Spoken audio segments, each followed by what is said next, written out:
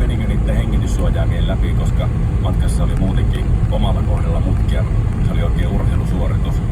Ihan kiva. On hyvä, kun vetää keittoa aika 3 päivää ja sitten lähtee lentokoneeseen. Se on aina urheilusuoritus. Ja siis ihan mukava heti ensimmäisenä, kun istut lentokoneeseen ja ovet menee kiinni ja aletaan lähteä ilmalennolle, niin haistat, kun joku on ottanut kengät pois. Ei. Aivan kauhea löykä. Excelit. Aivan jäätävä löhispää, kun katselin sinne ympärille, mutta tätä on todellista. Ihan hirveä jalkani